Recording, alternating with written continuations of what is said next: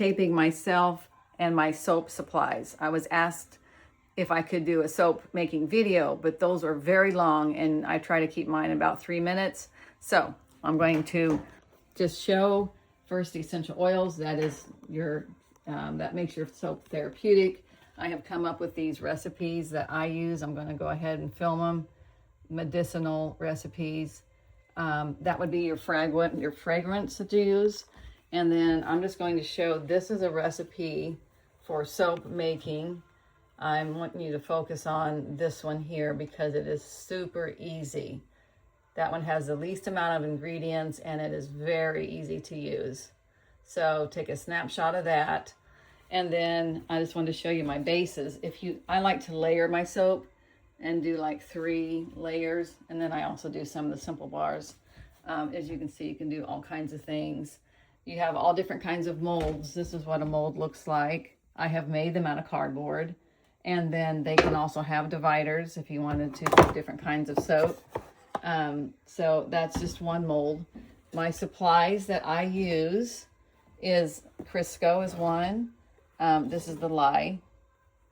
When you do your lye, always remember that dry goes into liquid and that lye goes in to your other ingredients last.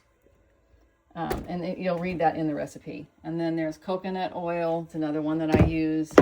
These are good bases. This is a good melt and pour base. Is the easiest kind of soap you can possibly make. And then this is shea butter. I would make a layered one like this, and I would use one of those soap bases as one of the layers.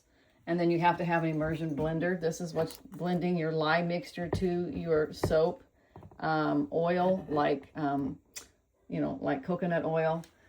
And then this is how I cut my soap. I put the big from the mold. It's going to be one solid piece unless you use dividers. And this is what I put it in to cut it up.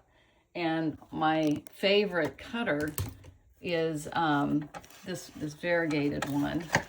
As you can see, I use it a lot. That would be my favorite, but I also have the solids. It depends on what kind of soap you're trying to get.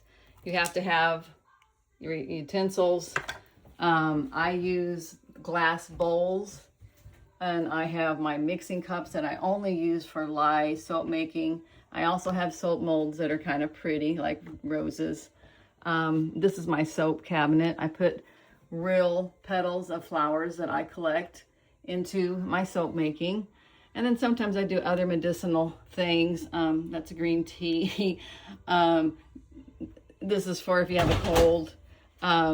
Actually, this is the one for if you have a cold. But this is pretty much the setup. I also make salts. I use my old empty essential oil containers, and I just put them in a vat of salt, and I have wonderful scented salt in my bath. I'm trying to rush this. And then I also make all kinds of other things, sprays and whatnots, balms, lip balms and things. And I use different jars for that. I also use fractionated coconut oil, which means that it is a liquid coconut oil. But when I make soap, I use the solid.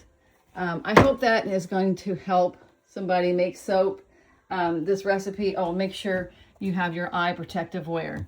And then there's tons of books out there telling you the different medicinal effects of essential oils so you can get the right kind. But you can also use my little recipes. So I'm going to zoom in on this recipe again because it's super simple one. So happy soap making, everybody.